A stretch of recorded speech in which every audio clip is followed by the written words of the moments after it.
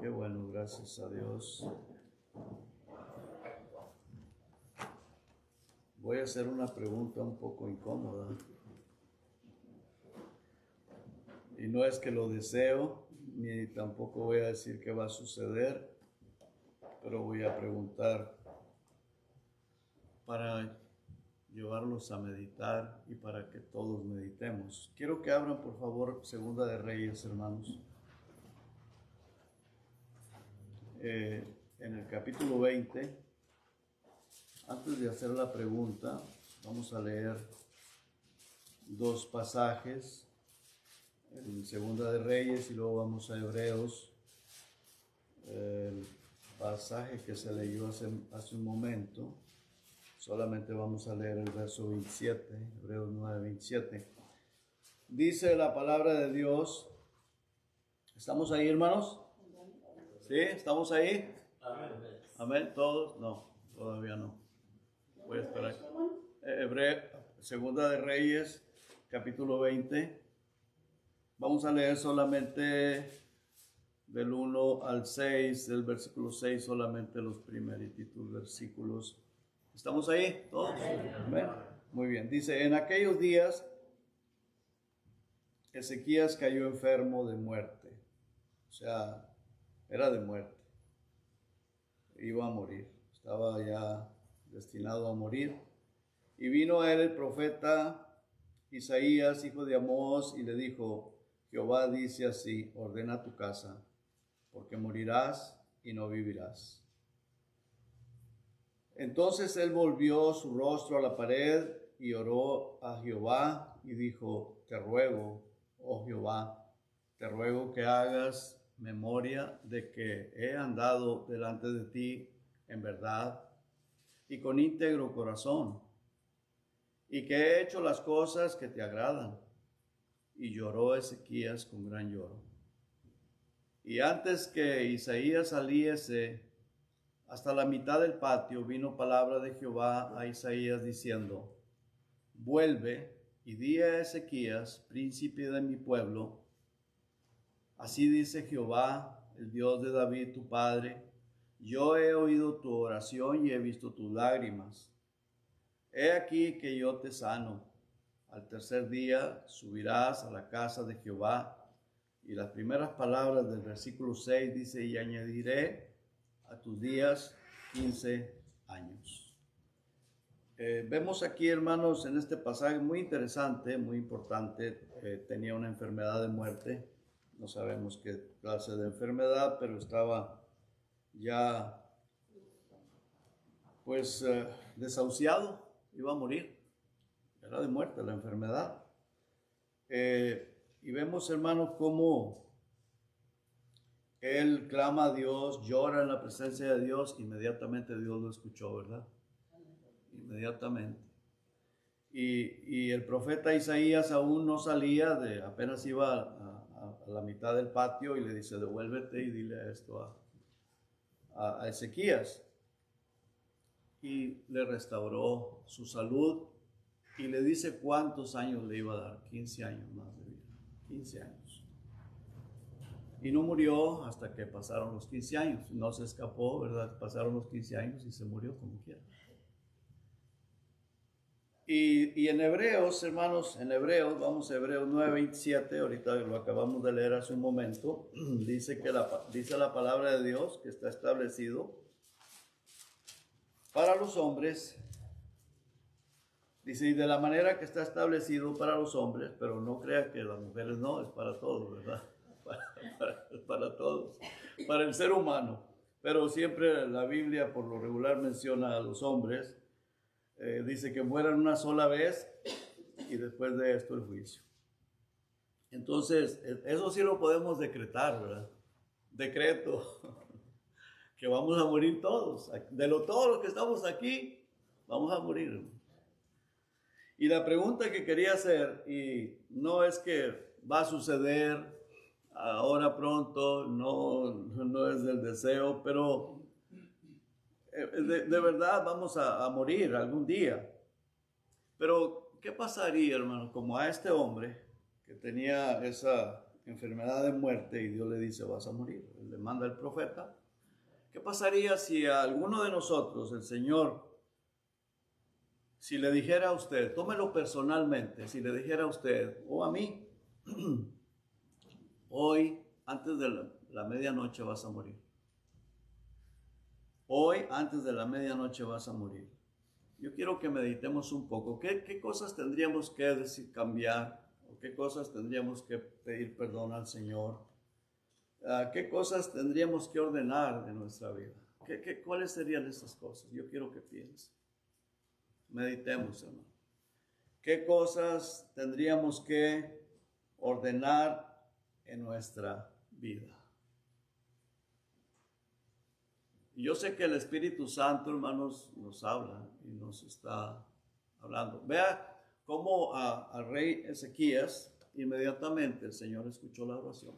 Inmediatamente, porque ahí estaba. Dice la palabra de Dios que la presencia de Dios llena toda la tierra, ¿verdad? Y que sus oídos están atentos a nuestras oraciones. El Señor está aquí, la presencia del Señor está aquí, el Espíritu Santo está aquí. Y yo sé que el Señor nos habla. ¿Qué cosas usted tendría que cambiar? ¿Qué sería si el Señor le dice, arregla tu casa porque vas a morir hoy? Antes de las 12, no vas a llegar, no vas a pasar de las 12, vas a morir. ¿Qué cosas usted tendría que arreglar? ¿Cuáles serían esas cosas que usted tendría que arreglar en su vida?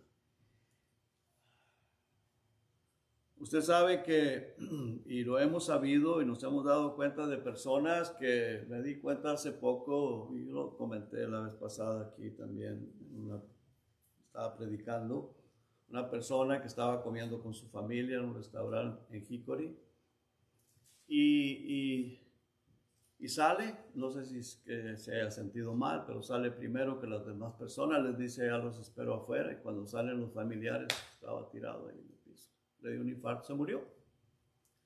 Y era una persona que creo que tenía 40 y algo de años.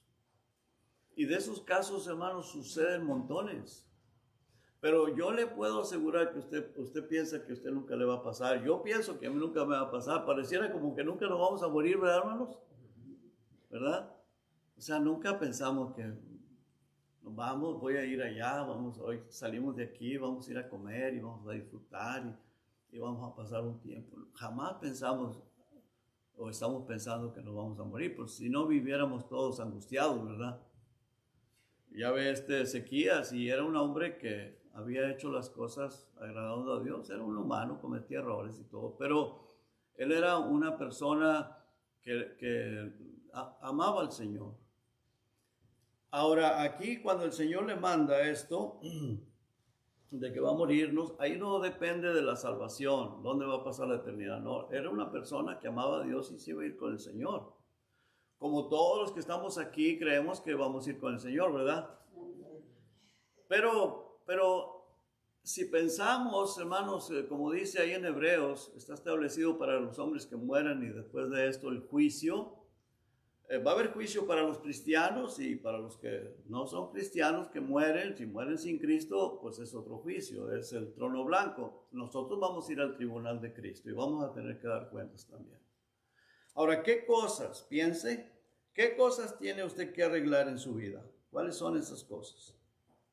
Pues es importante, hermanos, es importante que pensemos y digamos, Señor, yo necesito cambiar aquí o acá o en esto, para que procuremos vivir de una manera agradable al Señor siempre, ¿verdad? Estar preparados. Estar preparados. Y no solo porque si se nos llega la muerte, porque ahí hay bendición. Vivir una vida en obediencia al Señor, ahí hay bendición. ¿Cierto o no es cierto? Hay bendición. Ahora, vamos a ver algo que nos concierne a todos. Nos concierne a todos. Abra por favor en Romanos capítulo 12. El Señor manda que nosotros, Romanos 12, y vamos a leer solamente el verso 9. Vea lo que el Señor nos manda aquí. El amor sea sin fingimiento. Esas palabras primero. El amor sea sin fingimiento. Hermanos, ¿verdad que nosotros nos damos cuenta cuando estamos fingiendo algo? ¿Sí? Y eso no es agradable a los ojos de Dios. Leímos en Santiago, lo que leyó el hermano Pablo hace rato, de la murmuración. ¿Cuántos de nosotros hemos murmurado de un hermano? No, ¿verdad? Nadie. Ninguno. Nadie. Nunca. Nunca hemos murmurado. Yo creo que todos hemos cometido ese error, hermanos, de murmurar de alguien, sea por lo que sea. Pero nos es pecado. ¿Y sabe usted por qué? Y lo peor de todo es que, hermano, Dios le bendiga. Y puede ser que después o antes hemos dicho algo, murmurado. Y hermano, Dios le bendiga. ¿Y cómo se llama eso? Hipocresía. Es hipocresía. Y dice aquí, hermanos, el amor sea sin fingimiento.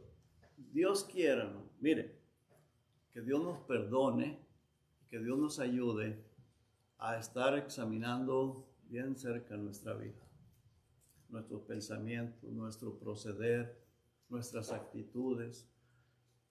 El diablo pone aquí en la mente, en su mente, en mi mente, en la mente de cada uno de nosotros, que veamos los defectos de las demás personas, lo que habla, lo que hace, lo que dice.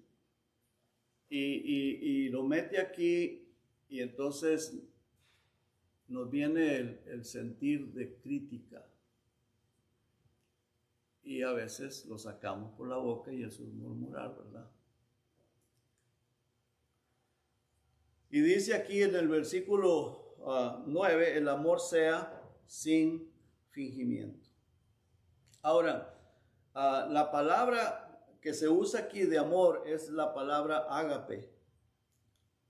Ágape, que es un amor como el de Dios. Esto es el amor de Dios, que Él no busca nada a cambio, no espera nada a cambio de nosotros. ¿Qué puede Dios necesitar de nosotros, hermano? Es el dueño de todo. Él es nuestro creador. ¿Por qué nos amó Dios? ¿Qué vio de nosotros? ¿O qué busca Dios de nosotros? ¿Qué esperaba Dios de nosotros? ¿Es que le vamos a dar algo? ¿Qué le vamos a dar? Él es Dios, Él es creador, Él es el dueño de todo. ¿Qué podemos nosotros darle a Dios? Es más, dice la palabra de Dios que más Dios muestra su amor para con nosotros en que siendo aún pecadores, Cristo murió por nosotros. O sea, pecadores, siendo malos, Cristo murió por nosotros. ¿Qué espera Dios de nosotros? Nada. El amor de Dios es un amor que no busca lo suyo, es un amor que no espera nada de nosotros, un amor desinteresado.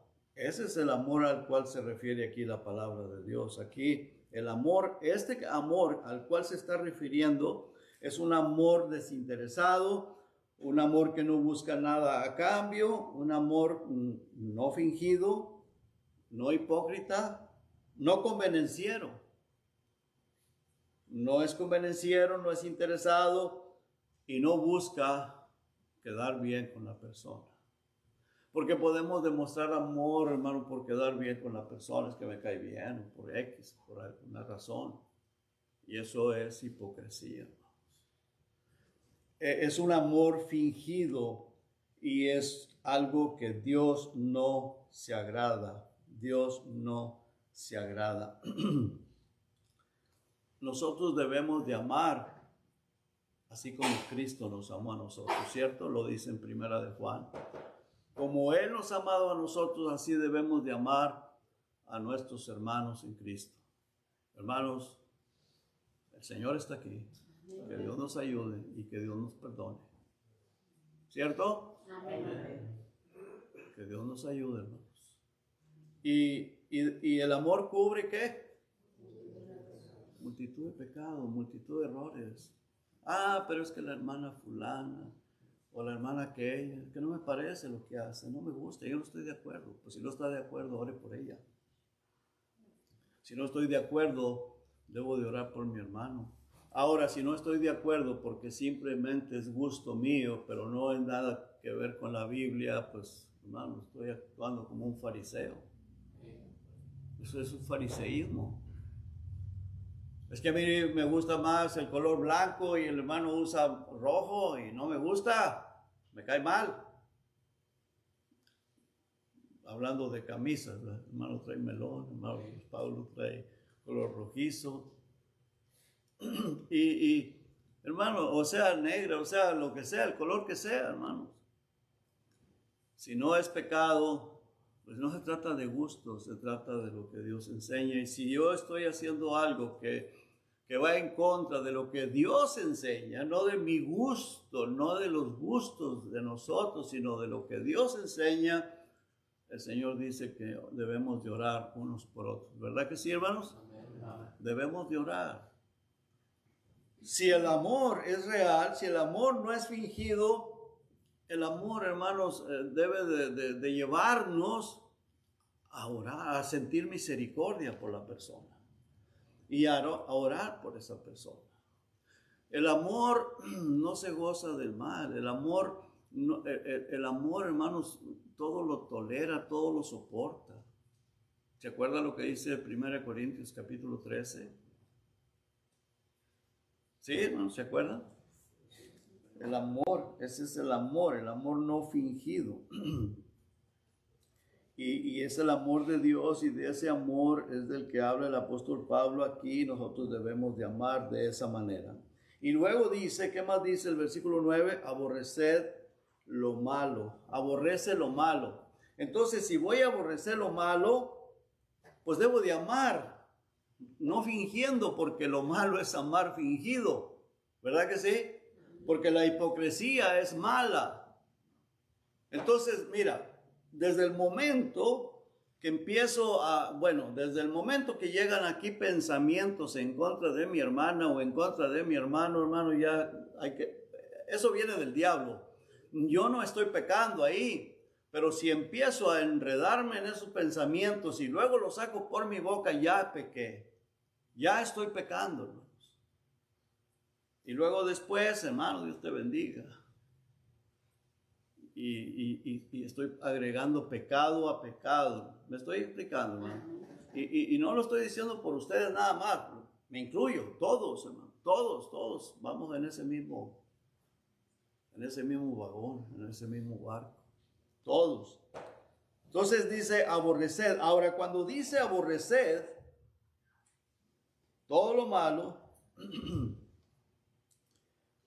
porque de esa falta de amor genuino, de ahí se deriva todo aquello, todo lo malo se deriva ahí.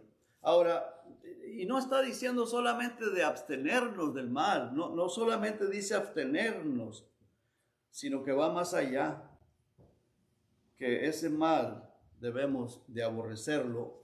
Aborrecerlo, hermanos, es como algo que huele a muerto, algo que apesta. ¿Cómo se siente usted, hermano, cuando llega a un lugar o si hay algún animal muerto? Lo aborrece, ¿verdad que sí? Eso es aborrecerlo. No quiero estar ahí, no quiero olerlo. Lo aborrezco ese olor horrible, ese olor fétido, ese olor a muerto. Pues eso es lo que dice aquí. Todo lo malo, aborrécelo. Todo lo malo debemos de aborrecerlo. Y el amor fingido debemos de aborrecerlo, porque el amor fingido es hipocresía, y la hipocresía es un pecado bastante malo delante de los ojos de Dios, lo cual debemos de aborrecerlo. Debemos de aborrecerlo. De la falta de amor sincero, amor honesto, se deriva la soberbia, el orgullo, la ambición, la mentira, la hipocresía, los ojos altivos, la autosuficiencia. Porque si no hay amor honesto, amor sincero, amor de Dios en nosotros hacia las demás personas, pues hay orgullo, hay ojos altivos. Veo a las demás personas como a inferiores. Y mire, desde el momento que yo critico a una persona, si murmuro, critico, le veo defectos, ¿en qué lugar me estoy poniendo? Dígame, por favor. Que soy mejor, ¿no? ¿Cierto o no es cierto? Me estoy poniendo o sea, yo soy mejor, por eso estoy criticando, o critico, menosprecio, porque yo me siento que soy mejor. Y ya estoy pecando. ¿Y cómo me ve Dios? Como alguien que está pecando. ¿Cierto? Entonces, eso debo de aborrecerlo. En Proverbios capítulo 6, versículo 16 al 19, dice que el Señor que Él aborrece todo eso. Lo aborrece. Porque de todo eso se deriva la falta de humildad o viene por la falta de humildad y por ende desprecio a los demás, menosprecio a mis hermanos, y eso es a los hermanos.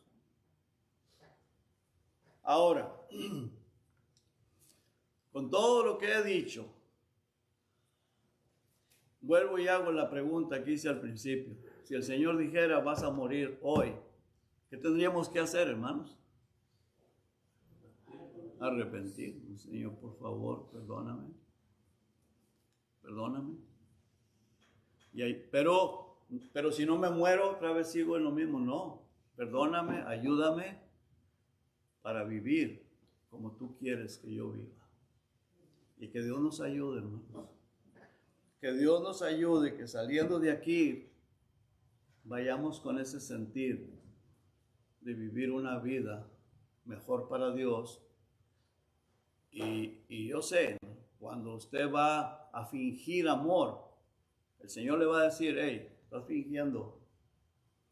Ahora, tenemos que decir, Señor, ayúdame a amar sinceramente, no buscando nada, no buscando mi propia conveniencia, no buscando quedar bien con la persona, sino que de verdad ame. El amor de Dios, hermano, fue derramado en nuestros corazones cuando le aceptamos al Señor, cuando el Espíritu Santo vino a vivir en nosotros. Señor, ayúdame a poner en práctica ese amor que tú tienes para conmigo, que tú tienes para con la iglesia, que está en mí. Pero a veces está opacado, muchas veces porque el Espíritu Santo está contristado, porque quiero hacer las cosas a mi manera, quiero hacer mi voluntad, pero el amor de Dios está en nuestros corazones, hermanos. Y tenemos que ponerlo en práctica, porque nosotros debemos de aborrecer todo lo malo y debemos de amar sin fingimientos, sin buscar conveniencia, sin buscar sacar provecho, nada de eso, sino que amar a nuestro prójimo de verdad, de corazón, y buscando o viéndolo, más bien, viéndolo como a superior a nosotros mismos. ¿Verdad que dice la palabra de Dios que debemos de ver a los hermanos como a superiores? Entonces, que Dios nos ayude, hermanos. Tenemos que tomar en cuenta que aborrecer lo malo, pero no a las personas. No a las personas, hermano. Aborrezca lo malo, pero no a su hermano, no a su hermana. Nosotros tenemos que amarnos, tenemos que convivir, amarnos, apoyarnos, muy importante, apoyarnos, ¿cierto? Apoyarnos. Hermanos, lo que estoy diciendo es palabra de Dios o son ideas mías. ¿Son ideas mías, hermanos? No. Palabra de Dios, así lo manda el Señor.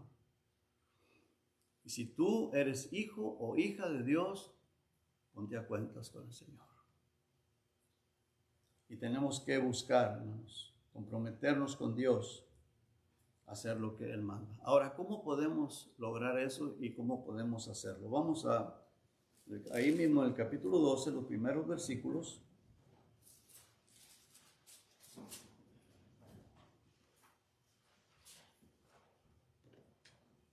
Dice, así que hermanos, os ruego por las misericordias de Dios, o misericordias de Dios, que presentes vuestro cuerpo en sacrificio vivo, santo, agradable a Dios, que es vuestro culto racional. Las primeras palabras de este capítulo que el apóstol Pablo escribe, después de mencionar de que amemos sin fingimiento, sin fingir, dice, rinde tu vida al Señor Jesucristo. Ahora no está hablando de salvación, se supone que somos salvos. Pero aún siendo salvos, hermanos, muchas veces queremos seguir viviendo la vida a nuestra manera. Somos salvos, somos hijos de Dios, pero utilizamos mucho nuestros propios pensamientos y queremos ir conforme a nuestros propios pensamientos y nos acostumbramos a ir así, a caminar así. Pero no es la voluntad de Dios, hermanos. ¿O sí? No es la voluntad de Dios. Entonces, ¿qué tenemos que hacer? Decir, Señor, aquí está mi vida, quiero rendirla a ti. Quiero que mi vida esté completamente rendida a ti. Presento mi cuerpo como un sacrificio agradable a Dios, que es vuestro culto racional. Y luego dice, no te conformes a este siglo. O sea, no te conformes a los deseos mundanos, a los deseos carnales, a lo que este mundo practica, la corriente de este mundo. Y es cierto que estamos escuchando constantemente palabra mundana, palabras de filosofías huecas y todo eso. Pero Dios puede, hermanos, Dios puede ayudarnos y a guiarnos a través de toda esa influencia mundana para que podamos vivir una vida victoriosa en Cristo Jesús. Para que podamos, hermanos, no conformarnos a este mundo, sino transformarnos, estoy ahí en el versículo 2, transformarnos por medio de la renovación de vuestro entendimiento, o sea, conforme al Espíritu Santo que Él ha hecho morar en nosotros.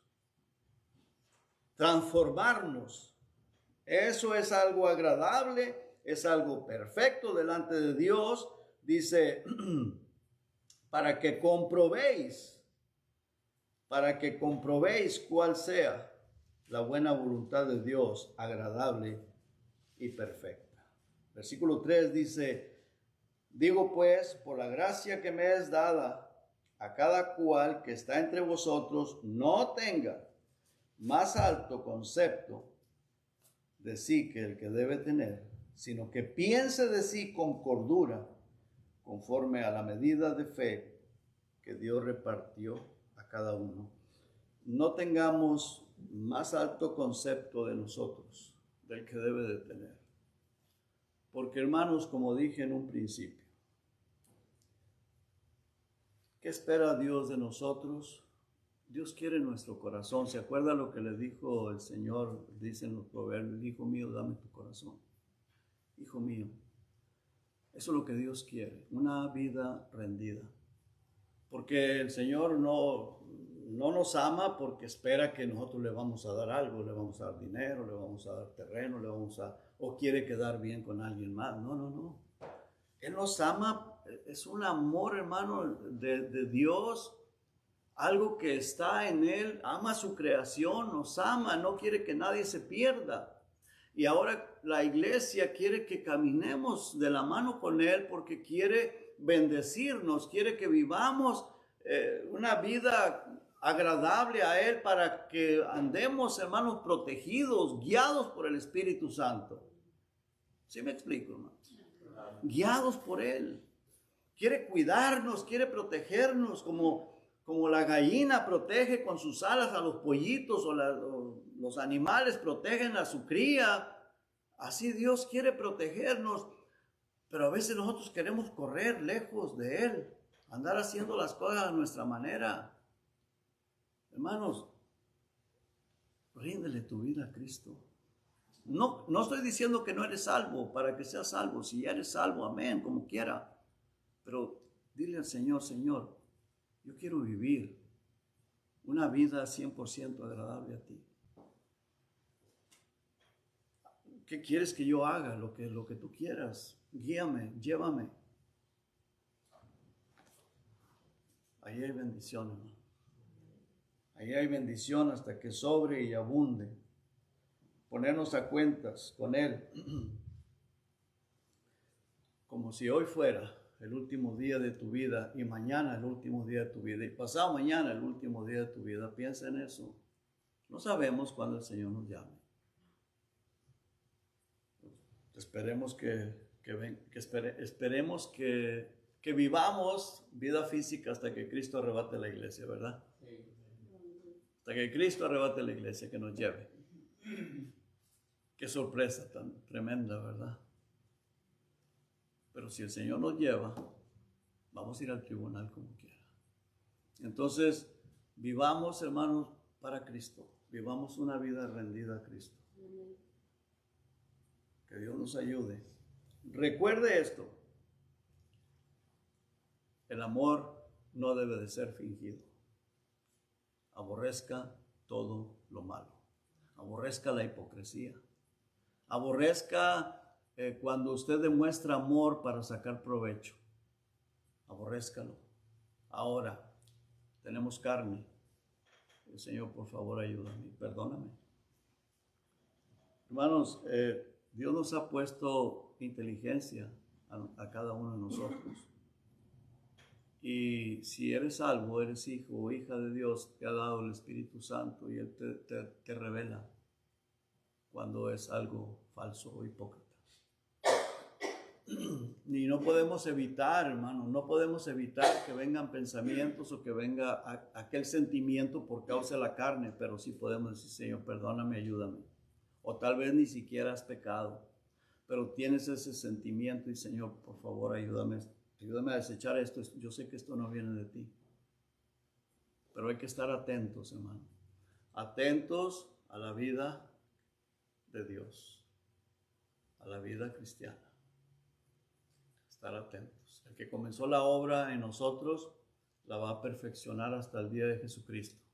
Y si estamos atentos, actuando de manera agradable a Dios, hermanos, crecemos espiritualmente, nos santificamos y podemos llegar a servirle mucho al Señor. Que Dios nos ayude. El apóstol Pablo dijo, para mí el vivir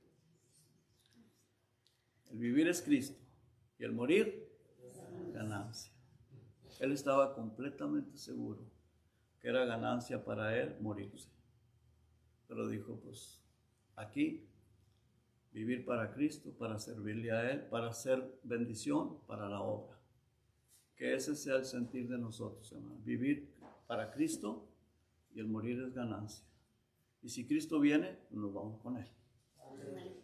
Que Dios nos ayude, hermanos, que Dios nos perdone, nos ayude y que recordemos, hermano, el amor sea sin fingimiento.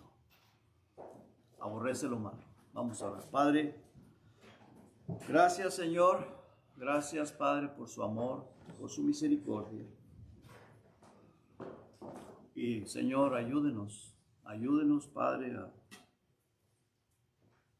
a recordar esto. El amor debe de ser sin fingimiento y aborrecer lo malo. Seguir lo bueno, Señor. Gracias. Bendiga la iglesia. Bendiga a cada uno, cada familia, cada matrimonio, cada pareja. Y ayúdenos, Señor, a ser siempre honestos. Estar siempre atentos, Señor, a esos pensamientos, esas actitudes, esas cosas que a usted le desagradan. Se lo pido en el nombre de Jesús.